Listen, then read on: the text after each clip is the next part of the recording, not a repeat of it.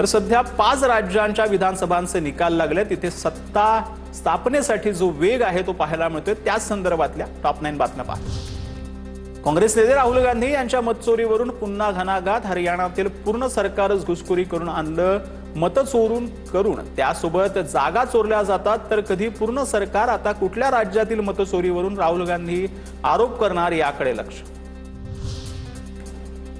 पराभव झाला नाही, ममता बॅनर्जी यांच्या या मताशी सहमत। संजय राऊत यांची प्रतिक्रिया, ममता दिदी जिंकल्या, त्यांना सत्तेत येण्यापासून रोखलं, राजीनामा देणार नाही, आंदोलनाचा एक भाग म्हटला पाहिजे असंही केलं स्पष्ट।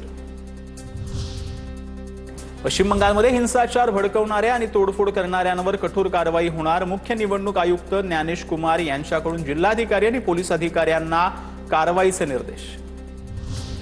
तमिळनाडूमध्ये सत्ता स्थापनेसाठी काँग्रेसचा विजय यांच्या टीबी केला पाठिंबा। सूत्रांची माहिती, तमिळनाडू काँग्रेसच्या बैठकीत पाठिंब्याबाबत निर्णय, तर सरकारमध्ये सहभागी होऊ की बाहेर राहून समर्थन द्यायचे याबाबत अंतर्गत चर्चा।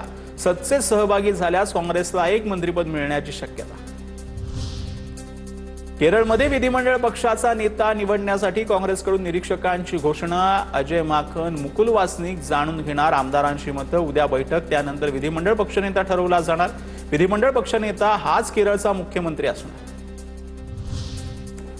केरळमध्ये शरद पवार यांच्या राष्ट्रवादी काँग्रेसला एकही जागा जिंकता आली नाही। एलडीएफ सोबत आघाडी करत लढवल्या होत्या 3 जागा। पिनराई विजयन यांच्या मंत्रिमंडळातील पक्षाचे विद्यमान मंत्री आणि एक विद्यमान आमदारांसह एकूण 3घांचा निवडणुकीत पराभव। आता शरद पवारांचा पक्ष राष्ट्रीय पातळीवर कुठेही सत्तेत नाही।